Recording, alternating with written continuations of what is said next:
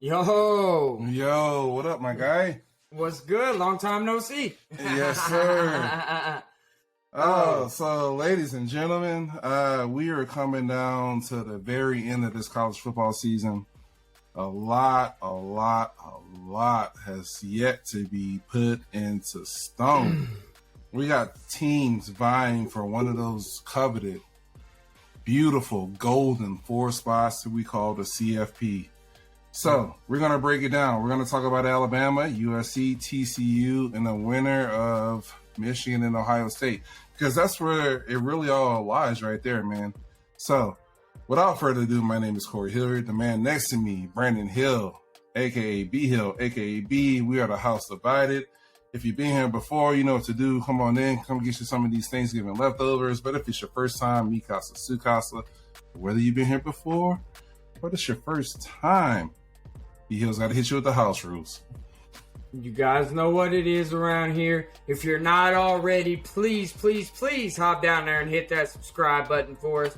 Also, right there next to it, while you're hitting that subscribe button, all you got to do is move your mouse just a little bit. Go ahead and ding that notification bell so you guys can be up to date on all our latest and greatest content.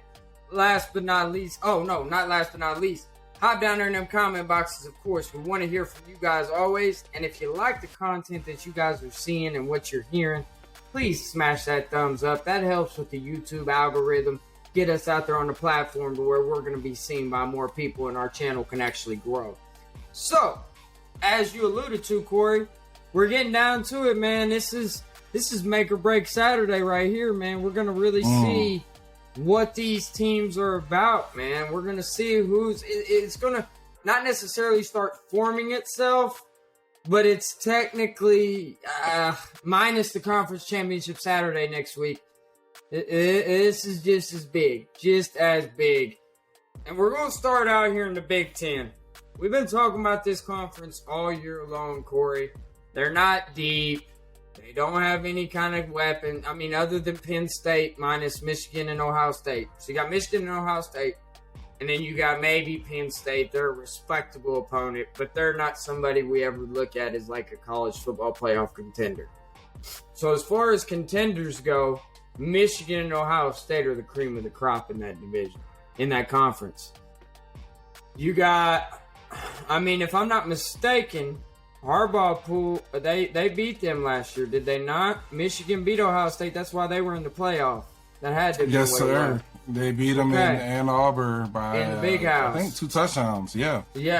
So you got them. They coming in here this year. They're going into the Horseshoe. They're going to go see Ohio State Buckeyes. C.J. Stroud, Marvin Harrison Jr., Emeka Egbuka. They got Ohio State has playmakers all over the field. But Michigan comes in here boasting a pretty good defense. You know what I'm saying? They hold their opponents all season long. The most the team scored on them was 27, and that was Maryland. So that, to me, that's an anomaly. You know what I'm saying? It was the first conference game going into Big Ten. That was a real earlier in the season. You know what I'm saying? So we always say that you're not what you're going to be at the end of the season at the beginning of the season, because teams do grow, they get better. And they did that, man. They really did. They blew the absolute doors off of Penn State, 41-17. I mean, they've looked good pretty much all year long, minus that game last week against Illinois. But Illinois is a respectable opponent this year. If I'm not mistaken, Illinois' running back leads the nation in rushing this year. So they've got a playmaker over there that's going to be an absolute baller at the next level. Keep your eye on him. So this is going to be an 11 a.m. game on Fox. It's usually one of those games that they do play earlier. I don't know why. I think that it should be a primetime game, but I beg to differ. Who do they got favored in this one? Let's take a look. They got Ohio State by 8. What? Last time I saw. Man, golly, that one made me double take right there for a second. I mean, C.J. Stroud is nice, but is he that nice? Is he? That's disrespectful, man. That's just... It is. It's lightweight disrespectful. Go ahead. B, I can't put my fingers on this one just like you can't, other than the only other ranked team in their conference is Penn State at number 11. They both played Penn State. Michigan beat Penn State 41-17 at home. I believe the Buckeyes beat Penn State on the road. Yeah, it was at Penn State 44-31. So you're talking about 2 double-digit wins against the same team. I'm going to be honest with you, bro. Blake Corum, to me, is one of the best running backs, if not the best running back in the whole entire country. He went out. The second team running back went out last week against Illinois, so that can kind of tell you what kind of happened in that game. Without Blake Corum and their second team running back, they're a completely different team, which makes me scared for Michigan, because if you lose your top 2 running backs, you should have some kind of a pass game to fall on, right? That shouldn't affect your whole team. But when Blake Corum's so special, I can see why that hurt them. So, Blake Corum said he's healthy. He's going to be fine. He's going to play. The backup running back, I forget his name, said he's going to be fine. He's going to play. They are at home, Ohio State. But Ohio State has looked very underwhelming against other teams in the Big Ten, just like Michigan has, but not as much. Okay? I lean towards Michigan. I think they're the more physical team. When you look at Ohio State and all the numbers that they put up, it's more of a receiver, quarterback, dishing it out, a lot of throwing and passing. And I just think if it got down right to it, the more physical team is probably Michigan. And if they wanted to slow the game down and take the air out of the ball, Michigan can do that better than Ohio State can. What say you? I'd agree with that. I would agree. I would agree with that. That's a very, very good take. I mean, I think you're gonna have to throw the ball though to win this game. I think you're gonna have to complete some big throws, some big plays down the field to be able to, because I mean, yeah, Ohio State's looked underwhelming this year in certain games, but I mean, I would look at it. That Notre Dame win earlier in the season looks a lot better right now than what it did. Way better. You know what I'm saying? Better. So we were kind of looking at that as like a fraudulent win, and they're Notre Dame's ranked number 15. We're going to talk about that game here in a little bit. They got a matchup with USC, but I mean, you got their leading receivers, Marvin Harrison Jr. He's got 1,037 yards and 11 touchdowns. Michigan's leading receiver is Ronnie Bell. You know how many yards that Joker's got? He can't have more than 500. 641 yards and 2 touchdowns. 2 touchdowns. 2. I think with JT Tuilamoa, I mean, I'm sorry if I absolutely butchered your name, but you said it perfectly. I think with him on that defensive line, he's one of those guys that's a game wrecker. I mean, that game against Penn State that they had earlier in the season at Beaver Stadium, he pretty much single-handedly won that game for the Buckeyes. So as far as like getting physical, I think if you get physical with the Buckeyes, they can sit there and they can get physical with you right back. Y'all's old defensive coordinator from last year at OSU. He's over there with the Buckeyes now. What does he do? Lee Knowles. What does he do? He's a very tough-minded defensive coach, and his teams always play physical football. I mean, OSU, you guys have Oklahoma State. I say OSU, they're both OSU. But Oklahoma State, y'all have taken a step back this year in defense, losing him. Now, granted, I think that was attested to some of the guys that you've lost on defense as well, like a Malcolm Rodriguez and stuff like that. Yeah, but I don't know, Corey. I mean, I like Ohio State in this one, man. And I like Ohio State to cover that -8, too. To be honest with you, because here's the thing. Here's the thing. CJ Stroud, I believe, is going to have a big game in this game at home. At home. This is the rivalry game. So you know that you're going to get each team's best shot. And I just believe at the end of the day, it's going to turn into a game that Michigan's not ready for. It's going to be more of a shootout. Because Ohio State, they're going to get the ball first. If they win the coin toss, I believe that Ohio State will elect to receive the football. And when they receive that football, they're going to march down with C.J. Stroud, Marvin Harrison Jr., Mecca Egbuka, Williams is the running back. They're going to march down there. They're going to go score a touchdown, Corey. Mark my words. You can book it right now. If I was in Vegas, I put my money on the Ohio State scoring first. The reason I bring that up is there's not many teams that's been able to punch Michigan in the mouth like that this year. Are they going to be able to respond? You see what I'm saying? Yeah. The Ohio State's been a little bit more battle-tested because they are Ohio State. You know they're everybody's championship game. So they're a little bit more battle-tested. Everybody wants a piece of C.J. Stroud. You know what I'm saying? Everybody wants that.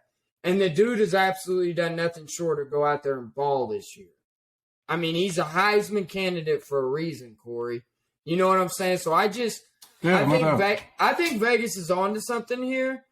I think that Ohio State's going to be a little pissed off and a little upset that last year they got beat by this Michigan team because head and shoulders, recruiting-wise, everything-wise, Ohio State is a much better football team on paper. Much better. Right. I mean, minus Quorum in the backfield, literally everywhere else on the offensive side of the ball, if you put them up side by side, Ohio State's got them beat head over shoulders, man. They just do. They have a better offensive line, they have the better quarterback, and they have the much better wide receivers. And their running backs aren't just some chumps either. You see what I'm saying? No, they're not. They're going to be a Travion Henderson mixed with Williams is going to be able to run the ball against Michigan. So I kind of differentiate from what you're saying. I'm going to go against it. I'm picking Ohio State in this one. I'm going to pick Ohio State to cover that -8. I really am. Okay. I believe think in it. almost everything you said was spot on. The only thing that you said was wrong is Ohio State's offensive line has severely underperformed this year, and that's why they're not a great running team. Okay. Now, when you play the schedule that them and Michigan have played, you're going to get rushing yards regardless. But Ohio State, their one weakness on offense, and probably the whole team, is their offensive line. It's underperformed. Okay. No, it's good. They're still one of the best O-lines in the country. Don't get me wrong. It's just that against Northwestern, Maryland, teams in the Big Ten that they shouldn't have struggled against, would let them down those days was their O-line. And so it's just not as strong as what it's used to. Would I take Ohio State's O-line at Oklahoma State? Hell yeah. Okay. Yeah. I think you ask every Big 12 team this year, including OU and Texas, would they take Ohio State's offensive line? Yes. OU and Texas are probably the only ones that have a sight in the game in that conversation. Yeah, I mean, that's how I meant to say it. Yeah. But outside of those two. Outside of those two schools, that's probably the only one. And so I'm going to lean Michigan in this one. I think it's going to be a very, very close game. I think Michigan wins by 3 somehow, 33-30, maybe 40-37, something like that. But I can understandably see why anybody would pick Ohio State in this game. It's that close of a matchup. This goes back. When was that year that they were ranked 1 and 2 when they played? Was that 2006, if I'm not mistaken? It was 2006. That was like literally, I mean, they had, who was that quarterback for Ohio State? Was it Troy Smith at that time? It was Troy Smith. I think the little running back, I forget his name, for Michigan, was a little short guy. I'm not even going to try to do that right now. Yeah, they had Chad Henne and all those guys. On the Michigan side. It was one of those games, and Ohio State, if I'm not mistaken, came out of that game victorious, did they not? Yeah, they won by 7 points, yeah. And then they wanted them to play for the national title right after that, if I'm not mistaken, too, because those were clearly head and shoulders the 2 best teams in college football that year. Yeah, but they didn't put Michigan in. That was still a BCS era, and they didn't let Michigan in. It wound up being LSU and Ohio State, and LSU beat them. Here's where I'm at. Here's where I'm at with it, and the reason why I picked Ohio State. I think if Michigan were to beat Ohio State, I think whoever goes to the Big Ten championship out of this game is going to win that Big Ten championship. No doubt about it in my mind. So I think Ohio State gives a lot more teams like a Georgia or those teams that are up there in the top. I think they give them a lot more trouble than what a Michigan would. Okay. I mean, Michigan got the absolute doors blown off of them last year, man. It wasn't even freaking close. Now, granted, I can't talk much about that because OU goes to the playoffs and gets the door blown off of them as well. So I'm not talking trash. I'm just saying, when you're mustering it, you got CJ. I just think it's going to come down to the quarterback position, man. That's how games are won nowadays in college football, man. Do you have that dude at quarterback or do you not? And when you don't, I don't care how good your defense is. Most of the time, you're not going to be able to overcome it. You're just not. Because a dude like C.J. Stroud's putting 40 to 50 on any D. Any D. You know what I'm saying? Now, granted, there's those anomalies with the Northwestern, but a Northwestern is kind of like an OU playing a K-State or an OU playing an Iowa State. There are those kind of teams for your conference opponents, like opponents. You play them every year. So I'm not going to look at that Northwestern game and be like, okay, and then a Maryland, I'll say the same exact thing about them. They're another one of those teams in the Big Ten. It's just kind of like a thorn in your – like this team sucks against everybody else, but against us, they play great. So I agree with you on the Maryland side of it. The Northwestern side, I can't get down with you because Northwestern is literally 1-10 this year. No, I appreciate that, but they've always played Ohio State tough. Go back and look. Just go back and look, Corey. Go back and look. But Northwestern always plays tough. Suck. No, I appreciate it. They're terrible. No, they do. Terrible. But they still almost beat Ohio State. To me, it was at Northwestern. That's kind of one of those things. I'm just saying that even when Iowa State used to suck, and they still beat a top-ranked Oklahoma State that year when you guys should have went to the whole thing. You see what I'm saying? That was y'all's one blend. They played at Penn State and won 44-31. They played at Michigan State and won 49-20.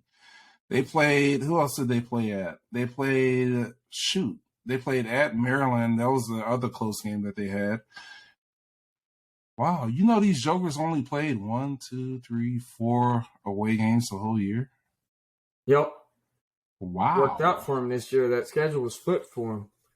They had a lot more road games last year. This year kind of worked out for them. So yeah, not so. It's just a difference of opinion. We'll see. This is going to be a great game, though, man. I really do. I mean, I was really flexing back and forth. Like, do I really want to pick that -8? That's high. I'm rolling with it, though, just because I think C.J. Stroud and them playmakers are going to be able to get some plays out there. So we'll see. Yeah. We'll see. It's going to be it's going to be great to recap this game, though. I will tell you that. Yep. So this next game that I wanted to touch on here was, let me get up here to my scores. I usually have my scores ready to go right here. I was slacking there, so I apologize. This next game, let's go ahead and jump into there. It's rivalry week, so we got South Carolina coming in there against number 8 Clemson. You look at this game right off the bat, and you see a 7-4 South Carolina game. You see a number 8 ranked Clemson team. I mean, Clemson is kind of underperformed this year, and they're number 8 in the nation, 10-1. That just shows you how great of a program that Dabo Swinney has built over there at Clemson. I mean, let's just be honest. Other than Alabama, they're one of those staples. I mean, it was either Bama or Clemson there for like 5 or 6 years straight. So, yeah. I mean, it's going to be a great playoff this year if we don't have to see either one of them teams in there. Even if I know my Sooners ain't in it, but man, it's going to be great to watch college football playoff without both them teams in there. But I think these are one of those games, though. I mean, you're sitting here. It's an 11 o'clock game on ABC. It's a -14.5 spread. South Carolina and Spencer Rattler have steadily improved as this season has went along. Mm-hmm. You know what I'm saying? So I got to give my guy Spencer some credit. Everything that has happened to him. The thing that Spencer needs to stop, though, is he needs to stop blaming everybody else. Because here's the thing, bro. You were absolute trash for Oklahoma last year, and you got benched for the better quarterback, bro. That's just facts. You just need to own that, and you need to move on, bro. So that's my thing, because I've heard him in interviews talk about just how he feels, how this quarterback feels. Bro, get off my phone with that. So that's where I'm at there. The -14.5, though, my guy, I don't see Clemson covering that one. Clemson really hadn't covered many spreads all year long. You know what I'm saying? Yeah. They've been one of those teams, if they've got a high spread, go to Vegas real quick and put your money down on them not covering it, because usually they're not covering the spreads. It's at Clemson. Man, I'm going to let you give me your little thoughts on this one, and then I'm going to give my pick on what I think. Oh, man, this is almost kind of a trap game for anybody who believes that Clemson can somehow sneak back into the CFP consideration talk. So it really all depends on Clemson's mindset. What do they feel like? If they feel like they still have a chance, they're sitting at number 8. They're 4 spots out from number 4. But to me, what's been the story of Clemson all year? They go as DJ Uyunglele. I'm gonna say DJ. Man, these I'm gonna names DJ nowadays, bro. Dog. But they go as he goes. Am I wrong, B? Like No, if he plays good, they play great. If he does not play good, they're in a battle. To me, that's it. If DJ plays good, they'll cover the 14.5. I think they're that much better than South Carolina.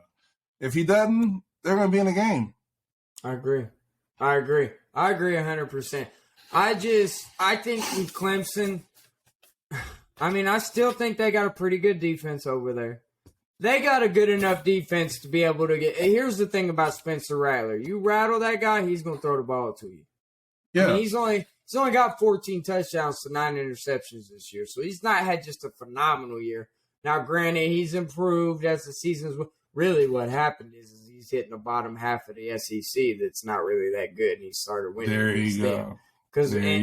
And if it wasn't for a Hendon Hooker getting hurt, they probably would. Well, I take that back. They was up by 10, but I feel like Tennessee would have been able to come back. They would have got back into it, yeah. You see what I'm saying? Hendon Hooker going down kind of killed their momentum and killed anything they had going. So, I mean, the 14.5, I got Clemson winning this game for sure. I think they're going to pull it off. They're not going to. It seems like a lot, right? It seems like a lot. They'd have to win by 2 scores and a field goal, man. I just don't see that happening. I mean, I could see them winning by 2 touchdowns, but that's not covering 14.5. So it's a rivalry game too. Right, game, yeah. Right. But South Carolina's going to show up, dog. They're going to be ready to play. I believe that. I mean, they're a fun little team to watch. Shane Beamer's over there coaching them guys up, keeping them confident and everything else. But I just think their Jimmies at Clemson are a little better than the Joes at South Carolina. Yeah. I think in these kind of games, your stars matter. And I think Clemson's just got a little bit more stars that are going to make more of an impact in the game. I could be wrong. I mean, hey, if Spencer Rattler pulls up in there to Clemson and beats them, I'd be happy for him. I'm not going to hate. I'm not going to lie. I don't hate Spencer Rattler. You know what I'm saying? So, as an OU fan, I don't hate Spencer and I don't hate Caleb. I just hate Lincoln. That's it. That's where I'm at with it all. You got anything else on this one, my guy? Nope. Okay. This next game that we're going to talk about, this one right here, I think is an absolute trap game, if you ask me. It's a trap game. You're going into the Big 12 title game next week. You've already got your spot concluded. You see what I'm saying? TCU Horned Frogs have literally... honestly, they get disrespected by the media and everything because they've got one of the hardest strength of schedules. They've beaten 5 ranked teams. 5. Nobody else in the college football playoffs right now can say that. Oh, yeah. So they have the best resume out of any team in the top 4 right now. They do. They absolutely do. But yet they're not getting any kind of love whatsoever. And if I'm not mistaken, the last time that TCU played in like a big-time bowl game, we'll call it, they had Trevon Boykin and all them. But I'm not even talking about that one. I think it was the year that they had Andy Dalton when they played Wisconsin. It was in the Rose Bowl. Yeah. You remember that team? Yeah. That was before they got to the Big 12. And they was kind of like that little, what was they in? I want to say it was the Mountain West, if I'm not mistaken. It could have been that or Conference USA, either one. Either one of those. But either way, they were in a conference to where they weren't in the Power 5. Nobody ever gave them any love. And was that the Russell Wilson-led Wisconsin Badgers that year, if I'm not mistaken? Oh, you be pressing me on that one. I don't know. I I don't know. think it might have been. We'll have to stat check on that one. While you're making your point and everything, I'll look that up. Okay. But TCU is kind of one of those teams, man. They kind of remind me of my Vikings in college football. You know what I'm saying? They find ways to win football games. I mean, they literally, it seems like when you look at their schedule right here, we'll start with you guys when they played y'all. 43-40. Absolute battle. It went to, I think it was like 2 or 3 overtimes if I'm not mistaken. Overtimes. Yeah. Okay. So 43-40, they snuck out of there with a victory. Then they had Kansas State at home. That game was 38-28, but it was close most of the game. At West Virginia, it took a few plays at the end for them to squeak that one out, 41-31. Versus Texas Tech, 34-24. At Texas, 17-10. And then they just had that game last week. Oh my gosh, how do you run the ball with 15 seconds left and no timeouts and run your field goal team out there and kick the field goal to win it, man? I mean, when you start doing all of those things, now I could just be talking completely out of my butt. They could be sitting there and they go up against Georgia and get the absolute doors blown off of them in the first round. But I don't know. I don't know. I like what Sonny Dykes has going on down there in TCU, man. But I say all that to be said, do not, if you're the TCU Horned Frogs, do not sleep on Iowa State. Do not do it. Because Iowa State would love nothing more than to come up there and beat your undefeated season and send you to the Big 12 championship with 1 loss. They would love nothing more than that. Because let's be honest, TCU loses against Iowa State, they're not getting into the playoff. There's way too many teams behind them. If they have 1 loss, you're taking a lot more teams that are behind them right now. So that's where I'm at with that one. But I think TCU is going to get the job done. I think they're going to be undefeated. Here's where I'm at with it. I want to see somebody else from the Big 12 go to the college football playoff. I want them to get a taste of that stuff. See. Go up there and go play Georgia. Go see what it's all about. What it feels like. Because all they've ever done is sit there and talk trash on us when we go there and we lose. But, hey, you can talk trash all you want, but until you actually play in one of them games, I need you to be quiet. So that's where I'm at on that. What's your take? This is absolutely a trap game. TCU has what's good for them is also bad for them at the same time. So let me explain this. Okay. They're getting the worst team in the Big 12 record-wise. Iowa State is 1-7 in the Big 12. They are dead last in the Big 12 standings. Okay? Perception is not always reality. Here's their Big 12 scores. First week, they lost to Baylor 31-24. That's a 1-point game, or 1-score game. The next week, they lost to Kansas 14-11. That's a 1-score game. The next week, they lost to Kansas State 10-9, 1-point loss. The next week, they lost to Texas 24-21, 1-score game. Oklahoma, they lost 27-13. That score, keep that in mind, 27-13, a 14-point loss to Oklahoma is going to wind up being their worst loss in all of their Big 12 games. West Virginia, they beat West Virginia 31-14.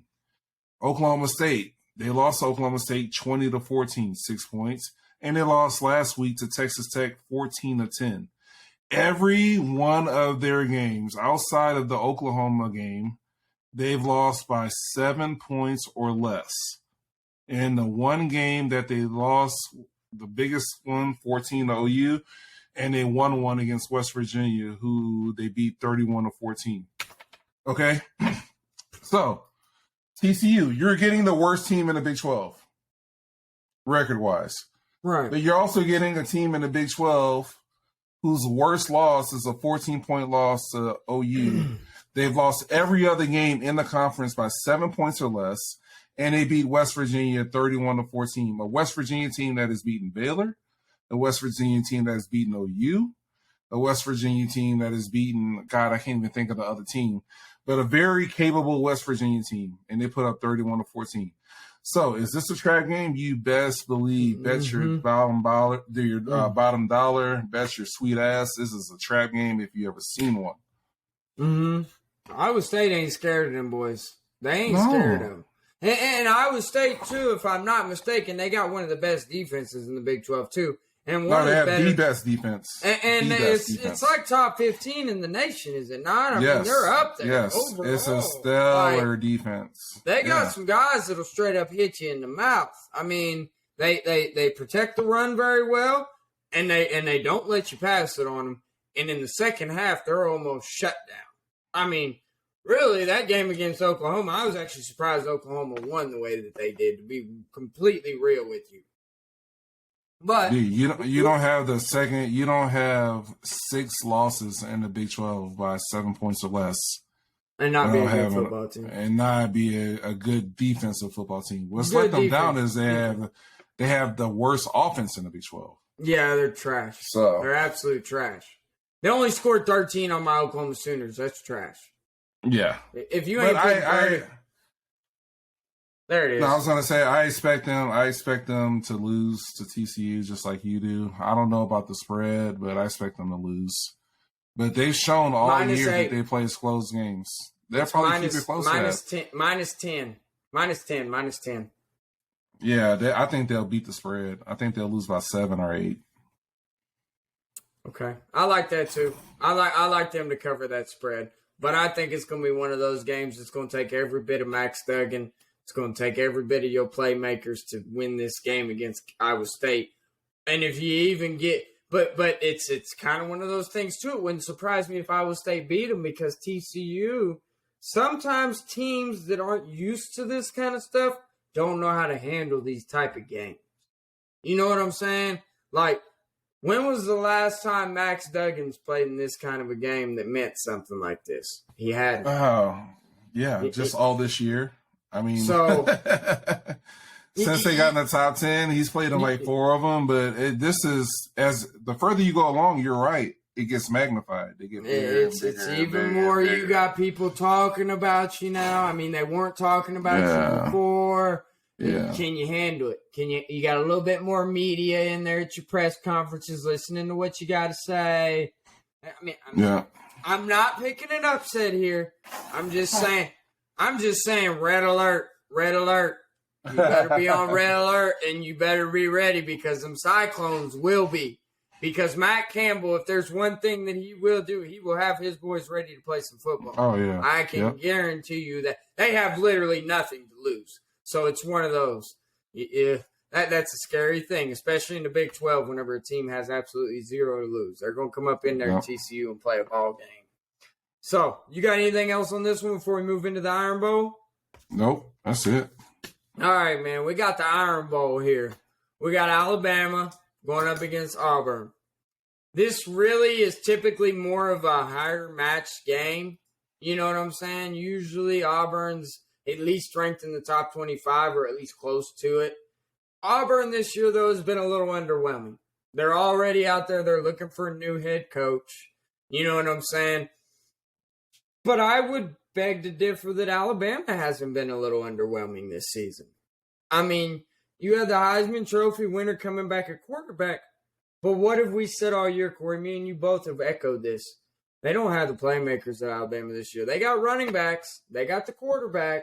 But a quarterback's only as good as what his weapons are, man. I don't care how great of a quarterback you are. Look at Aaron Rodgers this year in the NFL. So it's just one of those things. I think Bryce Young coming off of that Heisman Trophy, he's kind of had a Heisman Trophy hangover. You know what I'm saying? He's been a little banged up here and there. He's looked kind of average to me. He really has. He's looked so average and such that, now, granted, I think he'll still be a top 5 pick in the NFL draft. I think, maybe. But I think there's a few quarterbacks out there, too, that teams are looking at a little bit differently now than what they were before. You know what I'm saying? Yep. But coming into this season, Bryce Young was supposed to repeat the Heisman and go on and be the number 1 pick in the NFL draft. It's not looking like that right now. I mean, You might hear about Bryce Young coming back next season. That might happen. We don't know. You know, because he really hasn't had. I mean, this isn't. If you had a Heisman Trophy season, and then you followed up with the season that he's had this year. Now, granted, his numbers aren't bad. 210 for 329, 2664, so 2,664 yards, 24 touchdowns and just 4 picks. So he's not turning the ball over.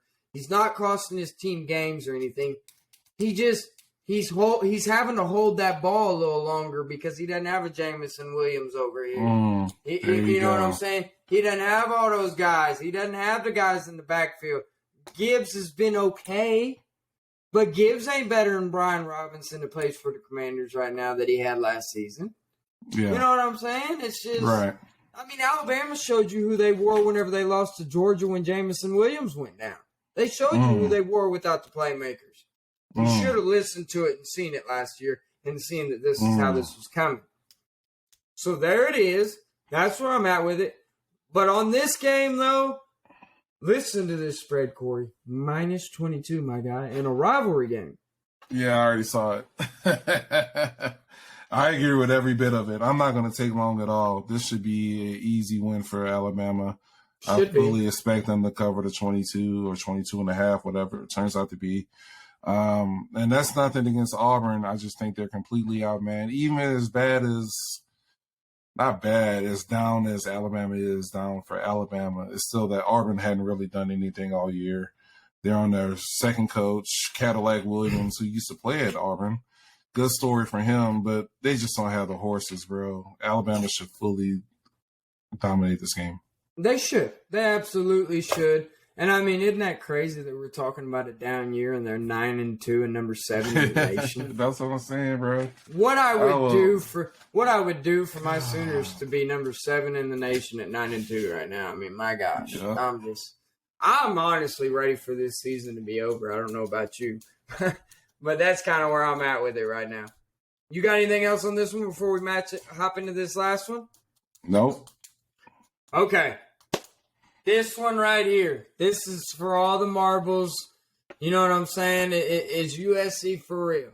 Are they going to make that next leap? Are they going to win this game against Notre Dame? This is probably, other than that UCLA game last week, this is going to be a tough matchup.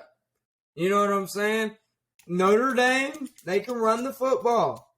Notre Dame will be able to put points on USC's defense because USC just doesn't have that good of a defense. It's the classic Lincoln Riley team. I mean, I've seen it at Oklahoma, I don't know how many years. Alex Grinch cannot coach defense. I'm tired of that guy getting any kind of respect. I really am. He just can't coach defense. They literally give up over 400 yards a game, Corey. Mm-hmm. You see what I'm saying? Teams are running the ball on them. Teams are throwing the ball on them. But on the other side of the field, though, they might have, with a big game in this one, they might have the Heisman Trophy winner. The only guy that can say otherwise is C.J. Stroud at Ohio State. But if C.J. Stroud comes out and has a bad game against Michigan and they barely squeak by or whatever, and Caleb Williams comes out and balls out against Notre Dame, I don't know. I think my Heisman pick looking good right now. I think you got your Heisman pick right at the very beginning of the year before we saw any games. To me, he is a front runner right now. Coaches have raved about him. Chip Kelly at UCLA said before they played them this year that he thought he was the best quarterback he had seen in the last 30 years.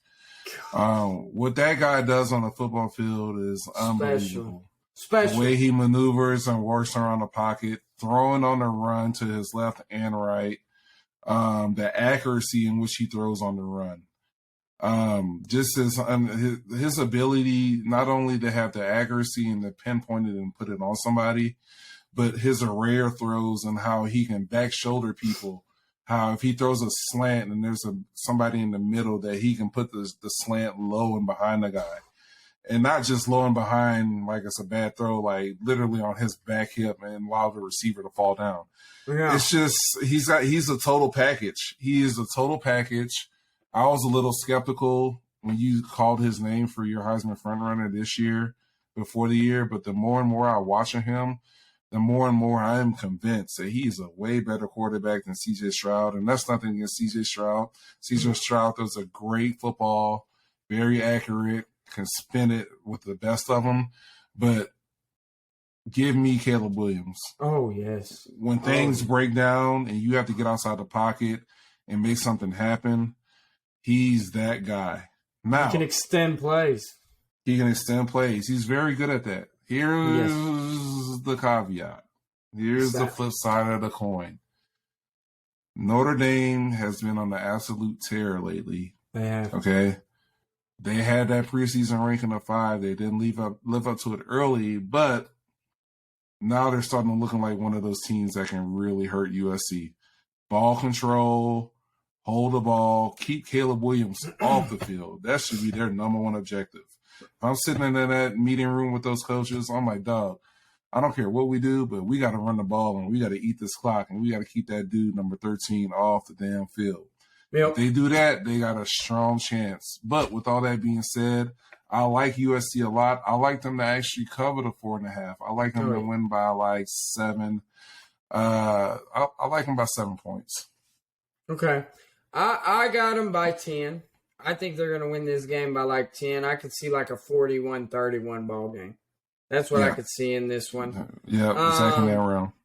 I mean, another thing that I have to give Caleb credit on is Caleb has literally done all this and put these kind of numbers up without half of his offensive weapons, like almost. Like Jordan Addison's been in and out with injuries. In and out. Mario Williams got hurt with some injuries.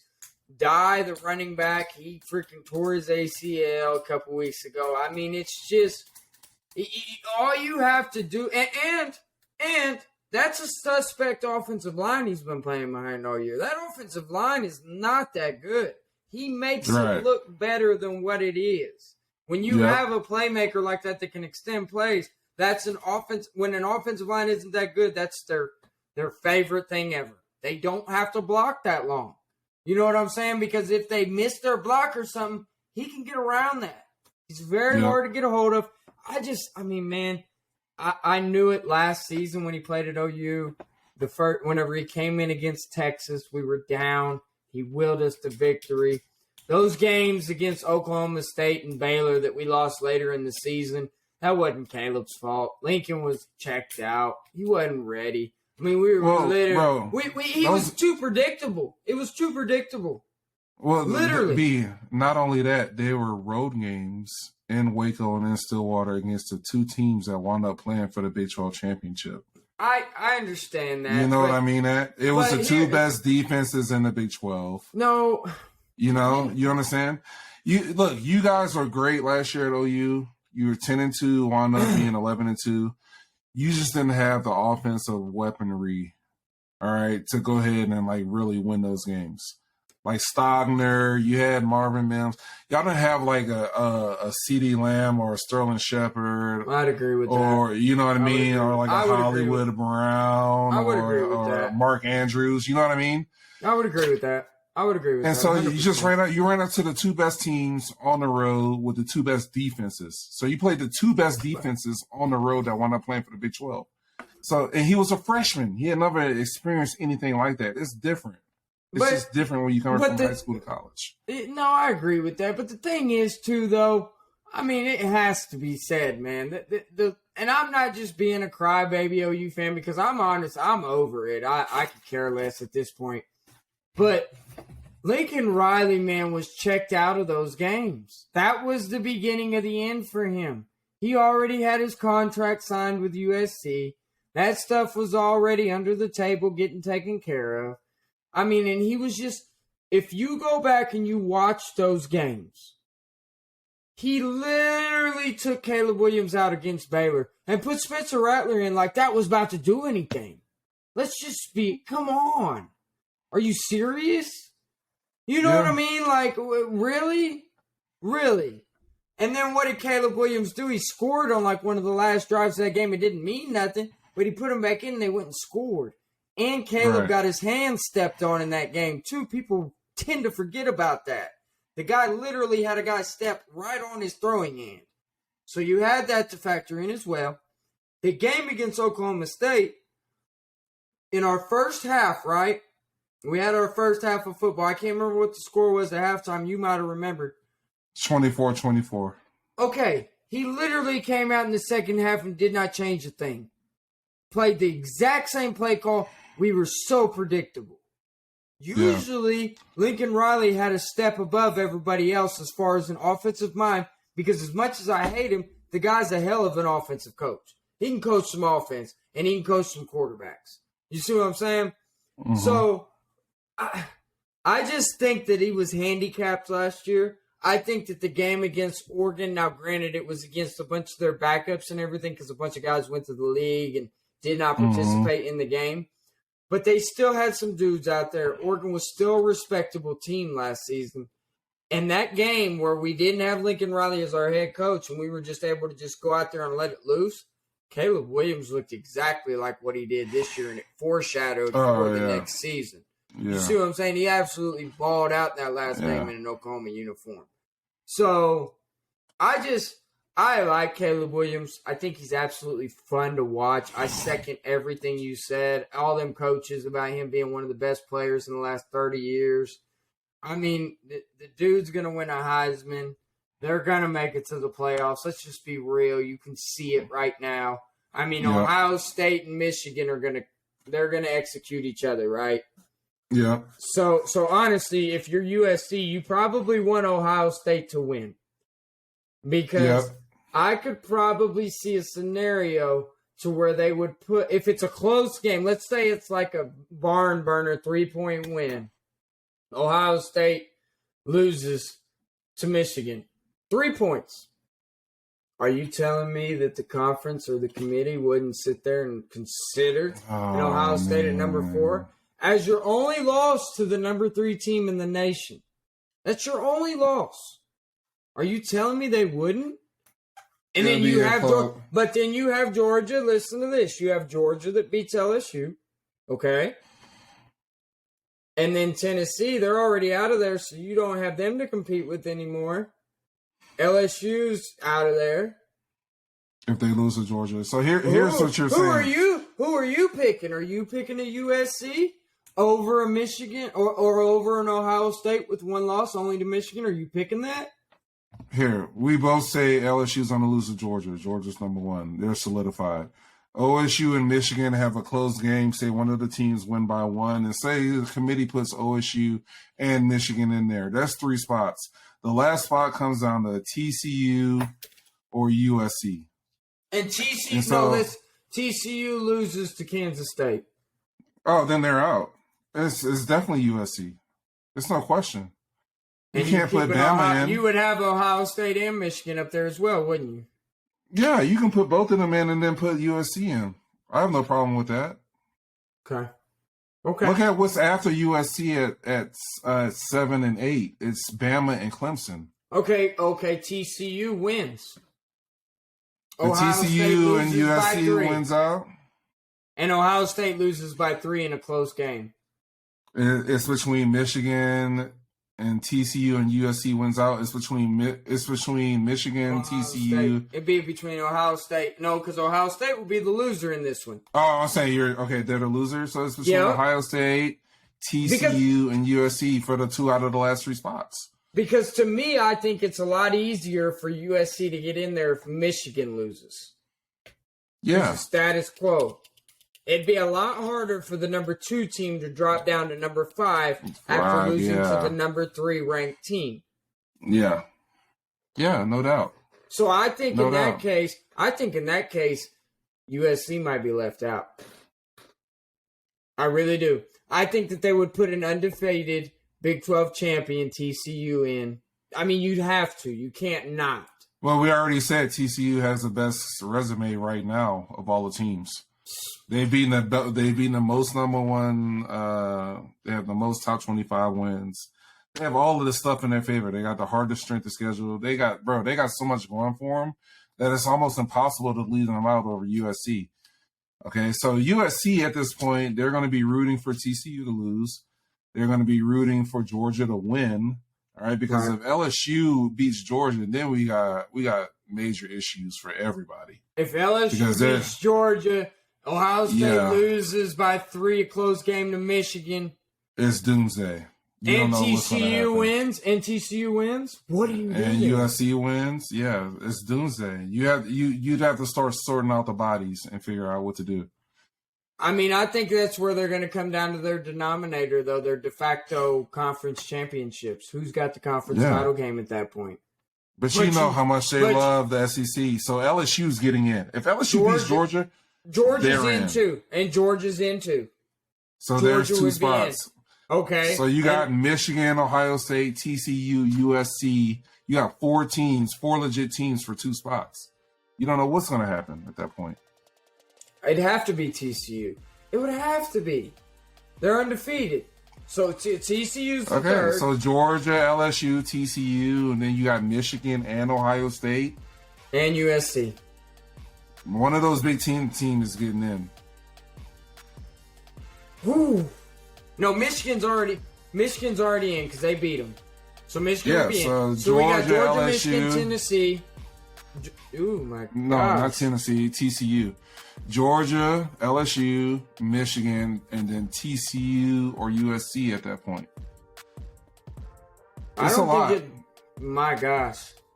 That's a lot. I hope that's what happens because there's never really been that much, like, you know what I mean, legitimacy to where these teams because usually it's kind of helped the committee out and things have just kind of fallen into place. Yeah, it would make them earn their damn paycheck this year. It really would. They haven't had to do that. Yeah. They haven't had to do that if you think back on it. There's not really been anything that's like, maybe that one-loss Oklahoma team against LSU that year after you played the game. But before that, the number 5 team wasn't better than Oklahoma was. No. You see what I'm saying? Yeah. So it's like, you can say all that. But if I were to pick out of all of those teams, you got Ohio State, USC, and TCU for that last spot. If I was to pick who would win that game, between those 3, who's the best? Ooh-wee. That's hard. That's really hard. I would probably have to go with USC on that one. I'd put the Heisman winner in. Yeah. I would out of all 3 teams, they have the best player. Out of all 3 teams, Ohio State, TCU, USC, they have by far, to me, in my eyes, the best football player. So. I would put them in there, but I think the committee would put an undefeated TCU with their strength of schedule and everything else. I think TCU would actually be the one that would get in that scenario. I do. Just because they'd be the only unbeaten one, and they'd have the conference title. So, at the end of the day, they didn't lose the game. You would have to reward them at that point and get them. I mean, there's no way you could not sell to anybody because USC or Ohio State don't have more top 25 victories than TCU does. Nobody does. So that would be. I'd like to watch Selection Sunday on that one for that to happen after these conference games. You're going to need a lot to go crazy. You're going to need a LSU to pull off. It really is up to LSU. It's going to be good. How crazy things get. So college football, man, even though my Sooners are absolute poop this year, I like it. Hey, but something to just close this show out on, 24 straight years of making a bowl game. Just saying. 24 straight winning seasons. Nobody else could say that. Just saying. All right. I'm just saying. Close us out. I wanted to. Yeah. I hear you, my guy. Hey, man, this is going to be a great football weekend. You know what I'm saying? College football. NFL had their little turkey day Thursday. College football about to follow that thing up on Saturday. There about to be some good matchups on there with the Michigan and Ohio State highlighting it all. So, I say that to be said, this is my boy Corey. This is the House Divided, guys.